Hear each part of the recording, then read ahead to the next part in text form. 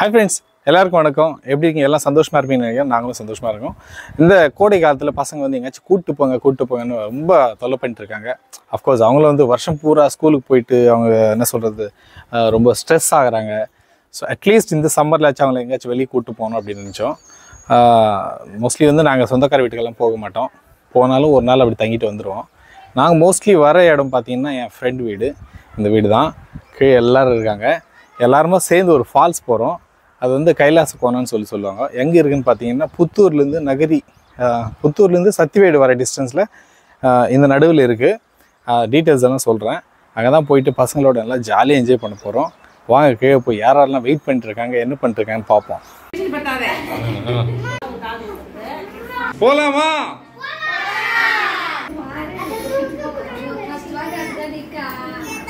எல்லாரும் பாவமாக ஏதோ சாப்பாட்டுக்காக உட்காந்திங்க மாதிரி இல்லைங்களா? ஆமாம், உண்மைதான். இன்னும் எங்களுக்கு சாப்பாடு கூட போடல, அதனால தான் அப்படி உட்காந்துருக்காங்க. ஏன்னா அங்கே போய் சாப்பிட்லாம் அப்படின்னு சொல்லிட்டு பிளான் பண்ணிட்டாங்க. இதில் இவன் மட்டும் சாப்பாடு போட்டால் போடுங்க, போடாட்டி போடுடா, என் கை இருக்குதுடா, நான் சப்பிட்டே இருப்பேன்டா விரல்னு சொல்லிட்டு விரல் சூப்பிட்டு இருக்காரு. இவரு பேர் தான் ரவுடி ரங்கப்பா. இங்கே ஒருத்தர் போகலான்னு சொல்லிட்டு வெயிட் பண்ணி கடைசிக்கு அரேஞ்ச்மெண்ட்ஸ் எதுவும் ஆகாமல் ஆட்டோ வராமல் செம கடுப்பாகி தூங்குறதுக்கே போயிட்டாங்க. ஹாய், ஃபைனலாக ஆட்டோ வந்துச்சு. பசங்களை பாருங்கள், செம்ம குஜாலாக போயிட்டு குடுன்னு ஓடி போய் ஏறிட்டாங்க எல்லாருமே.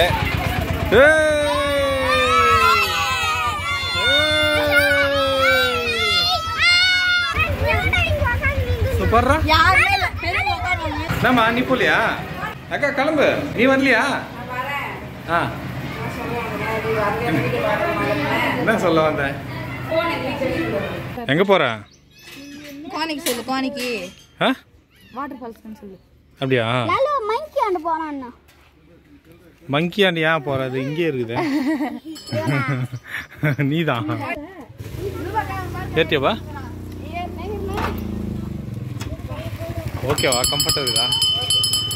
ஆட்டோவும் கிளம்பிச்சு டுக்குன்னு மெயின் ரோட் மேலே போயிட்டு இருக்கு பாருங்க. போகிற வழியெல்லாம் பார்த்தோம்னா ரொம்ப அழகாக தான் இருக்கு. இப்போ நாங்கள் கிளம்புற இடத்துலேருந்து பார்த்தோம்னா இது ஒரு 15 மினிட்ஸ் தான் வரும், அவ்வளோ டிஸ்டன்ஸ் தான் வரும். ஆல்மோஸ்ட் உள்ளே போயிட்டோம் பாருங்க. மெயின் ரோட்லேருந்து உள்ளே போயிட்டோம். இங்கிருந்து தான் நம்ம வந்து அந்த கைலாச கோணன்ற இடத்துக்கு போவோம். போகிற வழியெல்லாம் பார்த்தோம்னா நம்ம ரூம் ஃபெசிலிட்டிஸ் எல்லாம் அவைலபிள் இருக்கு பாருங்க. ஓயோ ரூம்ஸ் இருக்கு, அப்புறம் ரெசார்ட் எல்லாம் கூட இருக்கு. உள்ளே பார்த்தோம்னா நம்ம ஏதோ காட்டுக்குள்ளே போகிற மாதிரி இல்லாமல் நிறைய வீடுங்கள்லாம் பார்க்கலாம். அங்கே ஒரு ஸ்கூலும் இருக்கு, அதுவும் பார்த்தேன். இதை பாருங்க, ஒரு ரிசார்ட் இருக்கு. இதை பாருங்க, இங்கே ஒரு கோயிலும் இருக்கு. இந்த மாதிரி போற வழியெல்லாம் பார்த்தோம்னா நமக்கு வீடுங்களை தான் காட்சியளிக்குமே தவிர இது ஒரு காட்டுக்குள்ள போறோம், நம்ம வந்து ஒரு ஃபால்ஸ் பார்க்க போறோம் அப்படின்ற மாதிரி நமக்கு தோணாது. இந்த போற வழியை பார்த்தோம்னா நம்மளுக்கு ஒன் வே மாதிரி தான் இருக்கும். அதாவது ஒரு வண்டி போனா இன்னொரு வண்டி வரது கொஞ்சம் கஷ்டமா இருக்கும். மண் ரோட்ல அப்படி இறங்கி இதை பாருங்க, இது மாதிரி இறங்கி தான் வர வேண்டியதா இருக்கும். இங்க பாருங்க, இங்க ஒரு ஸ்கூல் இருக்கு.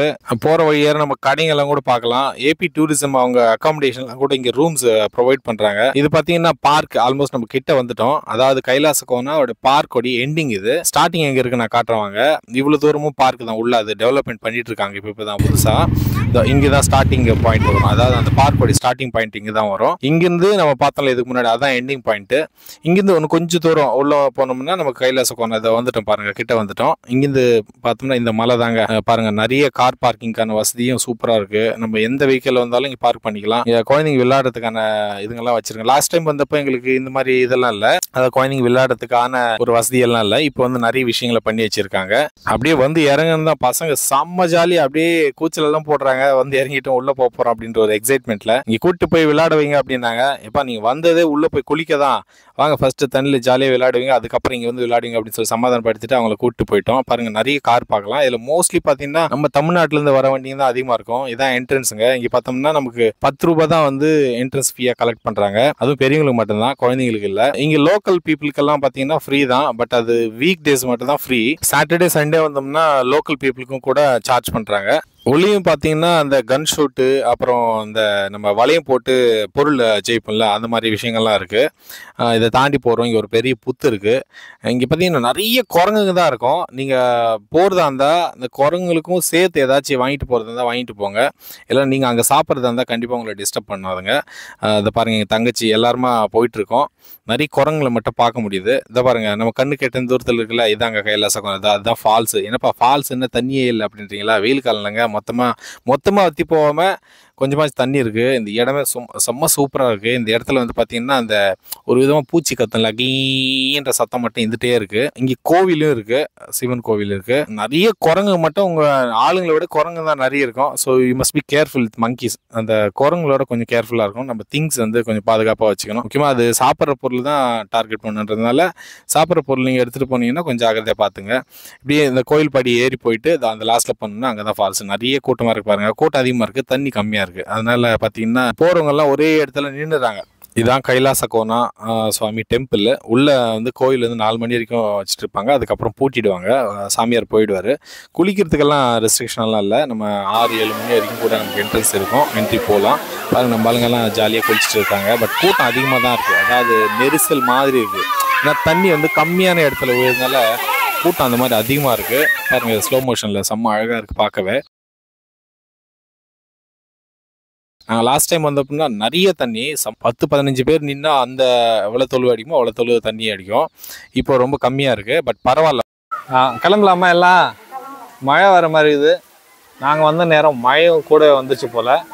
அதான் இங்கேருந்து விடுதலை விடுதலை அப்படின்னு சொல்லிட்டு கிளம்பிட்டோம். தண்ணியும் பார்த்தீங்கன்னா ரொம்ப மெலிசாக விழுந்துட்டு இருக்கு. ரொம்ப அந்தளவுக்கு பிரமாதமாக ஒன்றும் இல்லை. நடுவில் வந்தது, இருந்தாலும் அப்பப்போ வந்துருச்சு. சரி கிளம்பலாமா? போட்டுக்கோ. வெயிலுக்கு தான் இங்கே குளிக்க வந்தோம். ஆனால் கூட மழை வந்துருச்சு போல. இதான் மழை வந்துட்டு இருக்கு பாருங்கள்.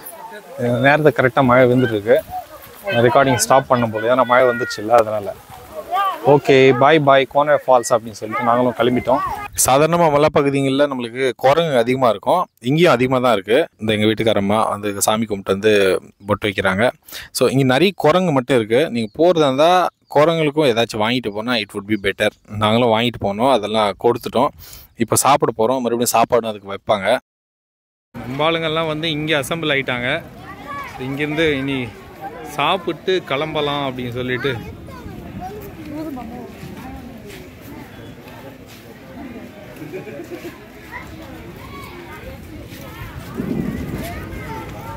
பாருங்க. இந்த குரங்கெல்லாம் வந்து எதெல்லாம் அடிச்சுட்டு வருதோ சாப்பிட்ற பொருள் அதெல்லாம் சாப்பிட்ருக்கு. இங்கே ரூம்ஸ் எல்லாம் கூட அவைலபிளாக இருக்குது.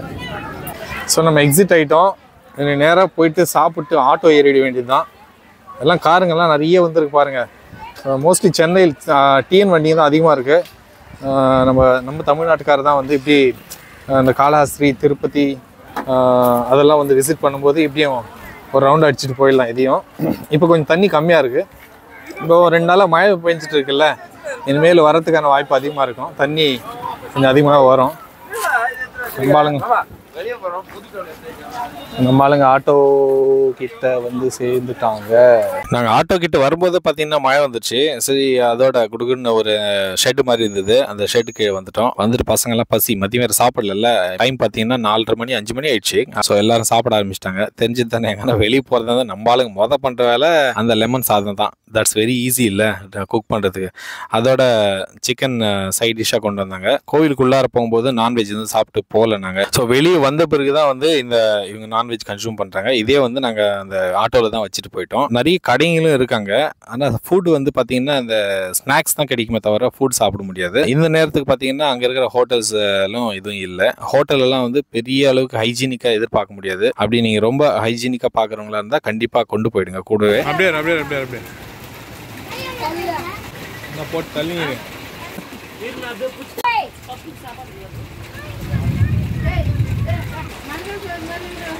ஃபைனலாக எல்லாரும் சாப்பிட்டு முடிச்சுட்டாங்க. குரங்களுக்கும் வந்து கொஞ்சம் சாப்பாடு தட்டிலே வச்சு விட்டாங்க. இங்கே பாருங்கள், ஒருத்தனை பார்த்தீங்கன்னா சாப்பிட்ருப்பான், பிளேட்டுங்களில் மாற்றி சாப்பிட்ருக்கான் பாருங்கள். எல்லா குரங்களும் நம்மளால் சாட்டிஸ்ஃபை பண்ண முடியல. பட் ஒரு சில குரங்களுக்கு மட்டும் வைக்க முடிஞ்சுது. சாப்பாடு எக்ஸலண்ட்டாக இருக்குது. கேவலமாக இருந்தது. 2 வாய் தான் வச்சு பசியே போயிடுச்சு. மனசாசி தொட்டு சொல்ல நல்லா இருந்ததா? பொய் பேசக்கூடாது, உண்மை பேசு. ஐயா பொண்ணு சொல்ல ஆவரேஜ் கேவலம். எனக்கு தேவையில்லை. அந்த சாப்பிட பட்டினியா பாத்துக்கலாம். ஏன்னா சாப்பாடு நான் தான் செய்யணும் உங்களுக்கு. நைட்டு சோறு வேணுமா உங்களுக்கு? பாரு இப்போ நல்லா இருந்து சொன்னாதான் நைட்டு சோறு எப்படி வசதி? ஏன் சப்போர்ட் பண்ணாதான் நைட்டு பிரியாணி செய்வேன். உங்க தங்கச்சி டிஃப்ரெண்டா செய்யற பேர்ல எலுமிச்சம் சாரை சாப்பாடுல புரிஞ்சிச்சு, எண்ணெய்க்கு தாளிச்சுட்டு அதுல ஊத்தி கலக்கிச்சு. இருங்க நான் ஒரு ரவுண்ட் அடி போயிட்டு வரேன். சில்லறது தான் கூட மழை வந்து எனக்கு சூடே தான் சாப்பிட்டாதான் எனக்கு சூட நெருப்பு இருக்கு சாப்பிடுறியா? அதான் அங்க போண்டா பஜ்ஜி வடை பஜ்ஜி அந்த காவா தண்ணி எப்படி செய்யறாங்க பரவாயில்லையா? எண்ணெயில தண்ணியில போண்டா செய்ய முடியும், எண்ணெய் செய்ய முடியும். நல்லா இருக்குதா? காசு குடியா? அவங்க நான் வரும்போது தான் மூச்சு செய்துட்டு அப்படி கை விட்டு கைவாம அப்படியே போண்டா போட்டாங்க. நான் வரும்போது பண்ணல, நான் வரும்போது பண்ணாங்க. நான் பாக்கல. சாப்பிடுறியா? சாப்பிடு. காசு தரமாட்டியா? என்கிட்ட இருக்குது. புளி சாதம் நல்லா இருக்குன்னு சொல்லு தரேன். பஜ்ஜே வேணாம், போய் மட்டும் சொல்ல மாட்டேன். எப்படி பாருங்க ஃபால்ஸ் போகும்போது நல்லா தான் இருந்தது. நாங்கள் போகிற வழியில் வந்து குரங்கெல்லாம் நிறைய சேட்டை பண்ணிட்டு இருந்ததுங்க. எங்கள் பேக்கெல்லாம் வந்து கொடுங்குற மாதிரி பண்ணியிருந்தது. சரி ரொம்ப நேரம் நடந்து போயிட்டே இருந்தோம், கால் வலியெல்லாம் வந்துடுச்சு. சரி போயிட்டு குளிக்கும்போது சோப்பு ஷாம்பெல்லாம் போட்டு அப்படியே தலையெல்லாம் குத்துற மாதிரி இருந்தது. வாட்டரு மேலேருந்து சூப்பராக வந்தது. அதை வீடியோலாம் பிடிச்சிருக்கோம், பாருங்க. நல்லா இருந்தது. நாங்கள் வந்து சரி பசி எடுக்க தானே வந்துட்டோம். வந்து சாப்பிட்டு ட்ரெஸ் சேஞ்ச் பண்ணிவிட்டு வீட்டுக்கு கிளம்பலான்னு போகும்போது அம்மா அவங்க பஜ்ஜி வாங்கினாரு போயிருக்காங்க. சாப்பிட்டு வீட்டுக்கு கிளம்பிடலாம். ஹாய், எங்கள் ஊர் சூப்பராக இருந்தது. காலையில் கிளம்பணும்னு நினச்சோம், ஆனால் முடியல. சாப்பாடெல்லாம் செஞ்சுக்கணும், வர்றதுக்கு லேட் ஆயிடுச்சு, மதியம் ஆயிடுச்சு. இங்கே வரும்போது குரங்கு இதெல்லாம் பார்த்து ரொம்ப என்ஜாய்மெண்ட்டாக இருந்தது. பேக்கெல்லாம் அது புனிக்கிட்டு போகிறது ஒரு என்ஜாய்மெண்ட்டு. மேலேருந்து ஃபோர்ஸாக தண்ணி வர்றது, அந்த அங்கே போயிட்டு ஊன்னு சில் பண்ணுறது சூப்பராக இருந்தது. எஸ், நாங்கள் அதுக்கு முன்னாடி எல்லாம் அடிக்கடிக்கு வருவோம், ஆனால் மத்தியத்தில் கொஞ்சம் கேப் விட்டுச்சு. இப்போ மறுபடியும் அந்த என்ஜாய்மெண்ட்டோட வந்தோம், என்ஜாய் பண்ணோம், சூப்பராக குளித்தோம். எல்லாரும் ட்ரெஸ் எடுத்து வந்துக்கினாங்க, நாங்கள் மட்டும் எடுத்துகிட்டு வந்துக்கல. அதனால அதே ட்ரெஸ்லேயே இருக்கிறோம். இப்போ வந்தோம், எல்லாரும் சாப்பிட்டோம். இப்போ பஜ்ஜி ஸ்நாக்ஸ் அதெல்லாம் வாங்கி சாப்பிட்டு, இல்லை முறுக்கு, போண்டா, பஜ்ஜி, மாங்காய் இங்கே ஸ்பெஷலாக இருக்கும். ஏன்னா அது வெரைட்டியாக செஞ்சு வைப்பாங்க. இதுங்கெல்லாம் அப்படியே சில் பண்ணி சாப்பிட்டு கிளம்ப போகிறோம். சில் பண்ணி என்ஜாய் பண்ணி சாப்பிட்டு இப்போ வீட்டுக்கு கிளம்ப போகிறோம். ஓகே, குவானிக்கெல்லாம் வந்தாக்கா நாங்களும் வந்தோம். வந்து எத்தனை நாள் ஆகுது பார்த்தா, பசங்களெல்லாம் பேர மாதிரிலாம் இட்டுக்குன்னு வந்து குவானியில் பார்த்துட்டு குளிச்சுட்டு மேலேருந்து வீடு தண்ணியை அதை பார்த்து குளிச்சுட்டு வந்து சாப்பிட்டோம். சாப்பிட்டு இப்போ வீட்டுக்கு போகிறோம். அதுக்கப்புறம் மீனை பஜ்ஜி வாங்கிட்டு வந்தாங்க. அவங்க வாங்கிட்டு வந்த நேரம் பார்த்தீங்கன்னா குரங்கெல்லாம் ஓடியாந்துச்சு, தொத்திக்கிச்சிங்க. சரி எல்லாம் ஆளாளுக்கும் ஒரு பஜ்ஜி கொடுத்துட்டு இந்த குரங்களுக்கும் பார்த்தீங்கன்னா அந்த பஜ்ஜியில் கொஞ்சம் கொஞ்சமாக கட் பண்ணி போட்டோம். எல்லோரும் ஜாலியாக என்ஜாய் பண்ணி சாப்பிட்டாங்க. Finally it's time to start home. வீட்டுக்கு நேரம் ஆயிடுச்சு, எல்லாருமே கிளம்பிட்டு இருக்கோம். பார்த்தீங்கன்னா லக்கேஜ் எல்லாம் வச்சுட்டு பசங்களெல்லாம் வந்து, அதாவது இந்த ஆட்டோலேயே பார்த்தீங்கன்னா இது பெரிய ஆட்டோ, இதுலேயே நம்ம ஆளுங்க பத்தலை, நிறைய கூட்டம் இல்லையா, குட்டி பசங்களும் அதிகமாக இருங்க. இவர் தான் ஆட்டோக்காரன்னா எதிர் வீட்டுக்காரரு. கிளம்பிட்டோம் ஒரு வழியாக. போகிற வழியிலாம் கூட பார்த்தீங்கன்னா குரங்கு அங்கே தெரியுது பாருங்க. ஸோ இங்கேருந்து ஜஸ்ட் ஒரு 10 நிமிஷத்தில் அவர் கொண்டு போய் வீட்டாண்ட விட்டுட்டாரு. அதாங்க போயிட்டு வந்துட்டோம். பசங்களாம் ரொம்ப ஜாலியாக ஹாப்பியாக என்ஜாய் பண்ணாங்க. நீங்கள் ஒரு கேள்வி கேட்கலாம், எங்கே உங்கள் ஃப்ரெண்டே வரலையேங்க அப்படின்னு சொல்லிட்டு. அவன் வரவே இல்லை, அவன் கீழே தான் இருக்கான், காட்டுறான் வாங்க.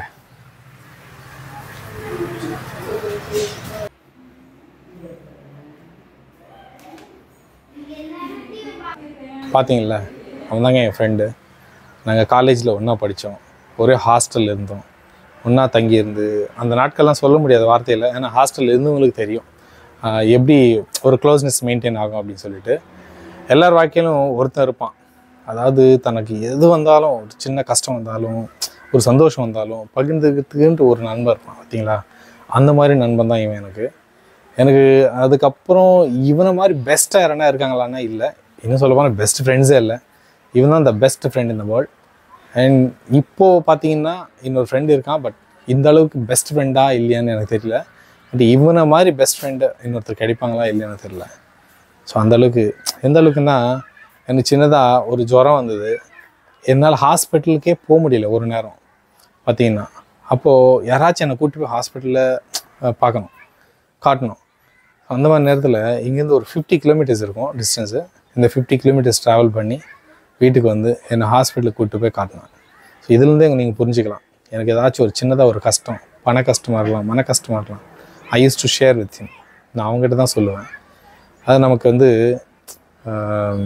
உடன் பிறந்தவங்க, அம்மா, அப்புறம் ஒய்ஃப், இவங்கள விட ஒரு படி மேலும் தான் சொல்லுவேன் என் நண்பனுவேன். ஏன்னா நண்பங்கிட்ட தான் எல்லா விஷயத்தையும் நம்ம ஷேர் பண்ண முடியும். ஒரு சில விஷயத்த வந்து அம்மா கிட்ட சொல்ல முடியாது, ஒரு சில விஷயத்த வந்து நம்ம அண்ணன் தம்பி கிட்ட சொல்ல முடியாது, அக்கா தங்கச்சி கிட்ட சொல்ல முடியாது, இல்லை நம்ம ஒய்ஃப்கிட்டையும் சில விஷயத்துங்களை சொல்ல முடியாது. பட் ஒரு ஃப்ரெண்டுக்கிட்ட எதையும் வேணாலும் சொல்லலாம். வெளியில் யாருக்கிட்டும் சொல்ல முடியாத ஒரு விஷயத்தையும் ஃப்ரெண்டுக்கிட்ட சொல்லலாம். அப்படிப்பட்டவன் தான் அவன். நான் ரொம்ப மிஸ் பண்ணுறேன். ஆனால் என்ன பண்ணுறது, கடவுள் பொறுக்கலை போல். 3 இயர்ஸ் முன்னாடி நடந்த ஒரு ஆக்சிடெண்ட்டில் அவன் எங்களை விட்டு பிரிஞ்சிட்டான். இந்த மாதிரி ஒரு பெஸ்ட் ஃப்ரெண்ட் உங்களுக்கும் இருப்பான், அவனை மட்டும் விட்டுக்காதுங்க. ஏன்னா பெஸ்ட் ஃப்ரெண்டு கிடைக்கிறதெல்லாம் வந்து நம்ம கையில் இல்லை. நீ என்ன தான் அவனை லவ் பண்ணலாலும் அவன் உன்னை வந்து அளவுக்கு அதிகமாக அன்கண்டிஷனல் லவ்னு சொல்லுவாங்க பார்த்தீங்களா, அந்த அளவுக்கு நம்மளை நேசிப்பாங்கள்ல, அவங்கள நம்ம விட்டுக்கூடாது. நான் அவனை விட்டுக்கல, பட் பிரிச்சுட்டாங்க.